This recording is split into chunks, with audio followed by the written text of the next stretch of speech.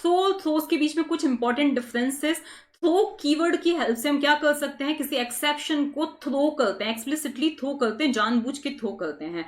Throws keyword का use किया जाता है किसी एक्सेप्शन को डिक्लेयर करने के लिए। थ्रो से एक्सेप्शन थ्रो किया जाता है और थ्रोस ये डिक्लेयर करता है कि मेरे अंदर जो कोड है वो इस तरह का एक्सेप्शन थ्रो कर सकता है, ठीक है ना। इसी तरह से दूसरा डिफरेंस क्या होता है कि थ्रो के जस्ट बाद क्या आता है, एक इंस्टेंस आता है। ओके, इंस्टेंस आता है, इसका मतलब क्या है कि एक तरह से हम ऑब्जेक्ट क्रिएट करते हैं, समथिंग लाइक दिस। यहाँ पे मैंने लिख दिया है थ्रो और फिर यहाँ पे मैंने लिख दिया है न्यू और फिर जो भी एक्सेप्शन मुझे सपोज अरिथमेटिक एक्सेप्शन या जो भी थ्रो करना है वो मैं यहाँ पे लिखूंगी। थ्रोस के बाद में क्या आता है, क्लास का नाम आता है, तो यहाँ पे मैं लिख सकती हूँ थ्रोस और फिर आईओ एक्सेप्शन।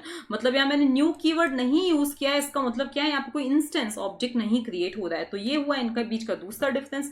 तीसरा डिफरेंस ये होता है कि थ्रो जो है वो किसी फंक्शन के अंदर होता है। जैसे मैंने लिख दिया थ्रो और फिर यहाँ पे लिख दिया मैंने न्यू और फिर जो भी मुझे एक्सेप्शन थ्रो करना है वो मैं यहाँ पे लिखूंगी, ठीक है। लेकिन थ्रोज जो होता है वो फंक्शन के सिग्नेचर के साथ में होता है। लाइक ये ए नाम का फंक्शन है, ठीक है, जो कि एक्सेप्शन थ्रो कर रहा है, तो यहाँ पे हम लिख देंगे थ्रोस और फिर जिस भी तरह का ये एक्सेप्शन थ्रो कर रहा है वो हम यहाँ पे लिख देंगे। तो इस तरह से ये सिग्नेचर के साथ में आता है। We can throw only one exception at a time. हम थ्रो कीवर्ड का यूज करके सिर्फ एक ही एक्सेप्शन एक टाइम पे थ्रो कर सकते हैं। यहाँ कॉमा लगा के हम multiple statements, multiple exceptions throw नहीं कर सकते हैं।